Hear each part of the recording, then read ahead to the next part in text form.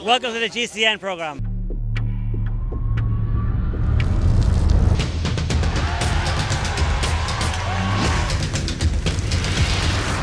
Yes, thanks for that, Stephen. Welcome to the GCN programme, or show. Coming up today, we shall wrap out the end of the Vuelta a España, including the battle between our very good friends Chris Froome and Alberto Contador. We'll also be giving you some of the news from the Tour of Britain. Now, we've also got some tech news from Interbike, a pro tip from Sir Bradley Wiggins. We've also got the usual tweet of the week, caption of the week, comment of the week, and potentially ask the presenters. You getting back in the pro scene at all, ever? But before we get on with all of that fun stuff, it's time to start with something a little bit more serious. Now, some of you very observant viewers might have noticed that Si is back. My name's not Matt Stevens, actually. No. It's Simon. He's just served his official 2-week suspension, being in breach of contract at GCN, being shown on a video in Speedos with that little chest wig thing. Welcome back, Si. Have you learnt your lesson? Thanks. I'd like to apologise to all viewers that did have to see me in Speedos.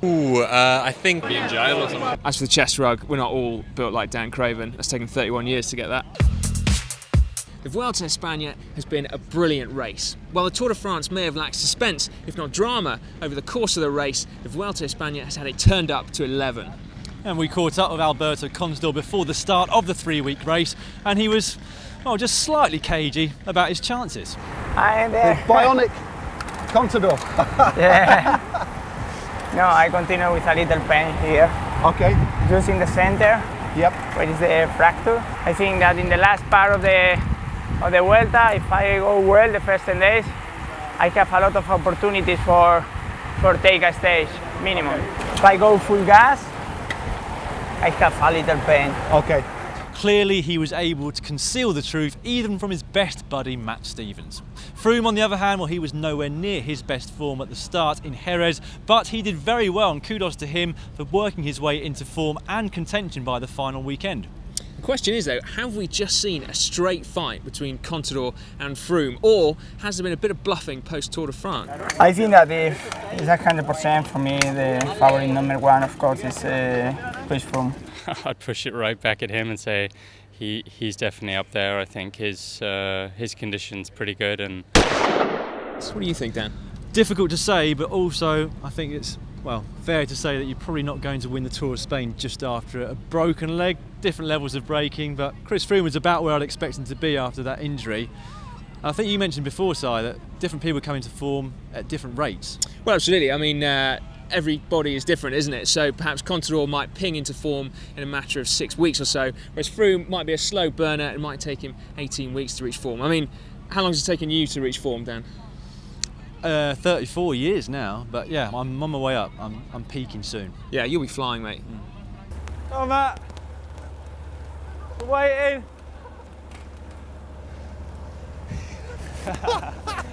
We've got to give a shout out to Adam Hansen too for a great stage victory. He foiled the sprinters to take a memorable solo win, which is not bad for a man nearing the end of his 10th consecutive Grand Tour. Yep, after last year's Giro, that's his second Grand Tour stage victory. So by that hit rate of 1 stage win every 5 Grand Tours, by our reckoning, he'll be winning a stage of the Tour de France in 2016. So you heard it here first, get down the bookmakers. I think we should actually go further than just giving him a shout out. I think we should give him tweet of the week, Dan, for his self-depreciating tweet after his stage win. This guy that won today needs a shave. Not as much as Dan Craven though, whose magnificent beard has actually spawned its own Twitter account.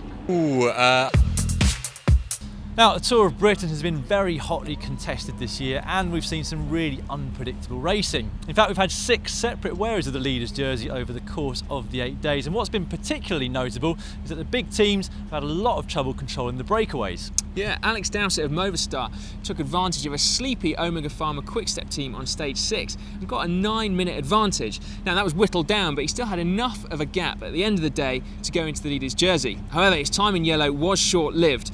He unfortunately had to relinquish it just the very next day, as his toils from the previous day obviously took their toll on the tough climbs coming into the finish. However, Movistar had almost made exactly the same mistake as Omega Pharma the previous day, giving the breakaway too much of a time gap, and so it was actually Dylan van Baarle from the Garmin Sharp team who went into that leader's jersey.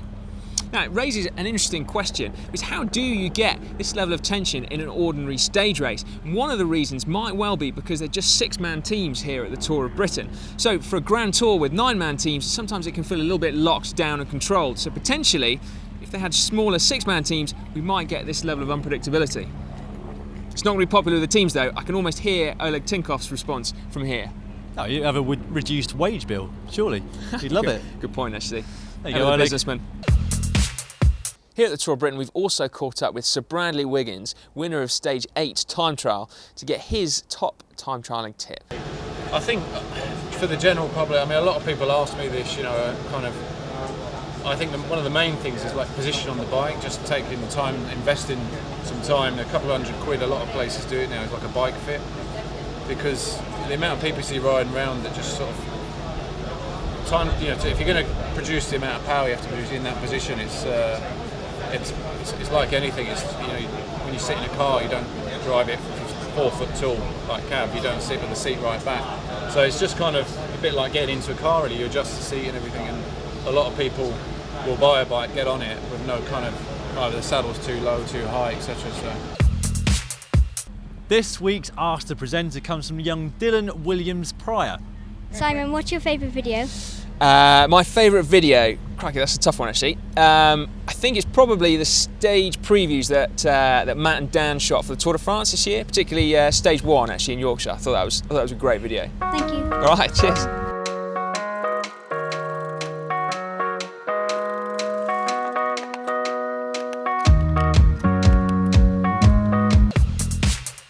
Two World Tour one-day races took place in Canada at the latter end of last week, the Grand Prix of Quebec and Montreal.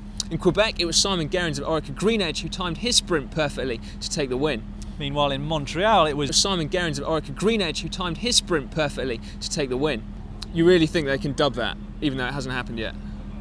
Hey, GCN editors spend their life covering up mistakes. That'll be nothing. Yeah, they've got some tricks up their sleeves. God, check out that podium girl over there. She looks well fit. If only I was as hot as Matt Stevens, I might be able to go and talk to her.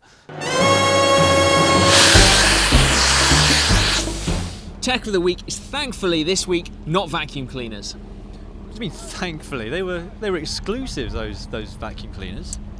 Come on, Dan, stop whinging. Yeah, they were. Eurobike and Interbike, the two big trade shows of the year, have both seen some really interesting releases. Although having said that, most of the best stuff has been seen in the Pro Peloton before it. Now, one thing which really did catch our eye was a new range of wheels from tyre manufacturer Vittoria, captured by James Huang, the tech guru. Now, they're notable for a couple of points, but one of them is that a few models are using graphene. This new Wonder material supposedly makes the wheels stronger and lighter, although put them on the weighing scales and they're competitive but not groundbreaking. The second feature though is on their top-of-the-line alloy wheels, and it's a new harder-wearing braking service, similar to Mavic's Zalith coating. Now, obviously, in addition to making the rims harder wearing, it also improves braking. And for the style conscious out there, this dark grey coating will not wear off, so your bike stays looking cooler for longer. On to rider transfers, and it's been slightly lighter in terms of news this week, but Tyler Farrar is the latest big name to sign for the MTN Quebecer team for 2015 and beyond. And we're also hearing rumours here at the Tour of Britain that Adam Blythe, winner of Ride London, currently riding for NFTO, has signed for Orica, but that's not confirmed yet. Oh yeah, what would you do if you weren't a pro? Don't know really, no idea. Astronaut maybe, or something like that, yeah. Comedian, you would? I wouldn't be a comedian, yeah, astronaut probably, quite intelligent, so I'd probably just go into NASA and work for them. Winner of last week's captain competition is Jose Rivas with this short and sweet Omega Pharma Quick Push. Nice. Get in touch and we'll send you a bottle. This week's picture is one of Theo Geoghegan Hart going head over heels on the final corner of one stage of the Tour of Britain. I'll get you started again. Eat your heart out, Danny McCaskill. Are you sure that's Matt Stevens laughing? That doesn't sound quite right. On the channel this week, our Mechanical Monday is how to check your bike over after a crash. Even if you do, you need to take a close look at your bike to make sure it's still in one piece. Now the last thing you want is to jump straight back on and then realise only too late that there's something seriously wrong with it, causing you to crash again. Now, Tuesday is obviously Welcome to the GCN program. The GCN show. And on Wednesday, we show you how to ride in a group. Now every now and then on a ride, and all of us have done it before, let's admit it, we are going to find the need to spit. But no matter how close you are with the other people in the group, they're not really going to want a faceful of your phlegm.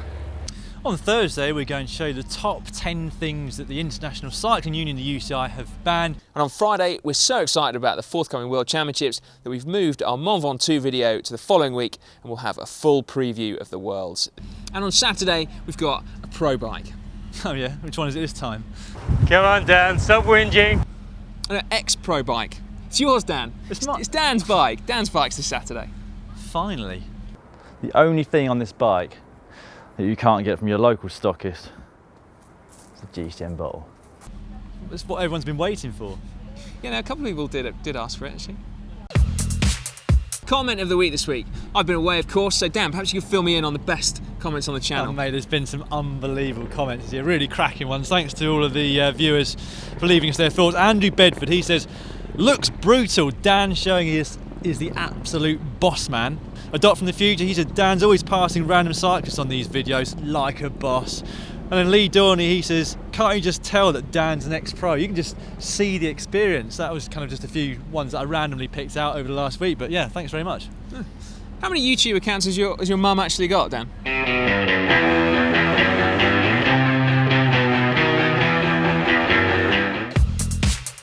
On to our second ever extreme corner. And Simon Godziek has landed the first ever tsunami flip at the Red Bull District Ride 2014 in the best trick competition.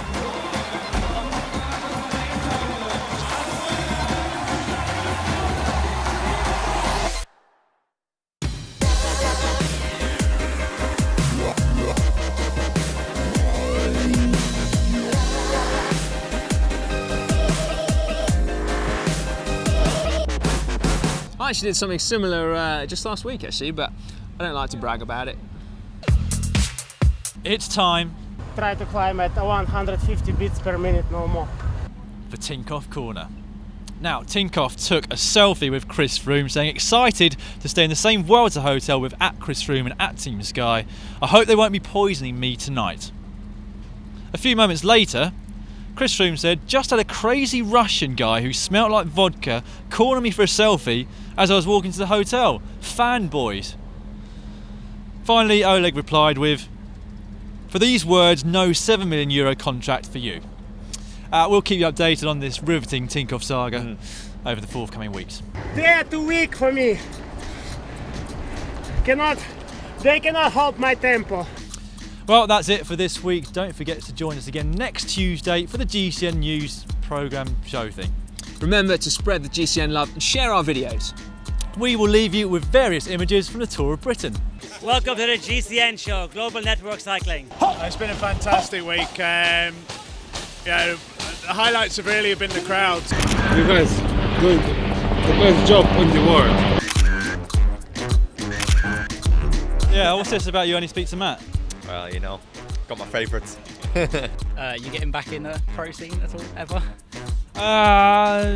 No. And that kind of concludes our weekly questions from... You make it look so easy. Matt Stevens, what is your favourite video? My name's not Matt Stevens, actually. No. It's Simon. But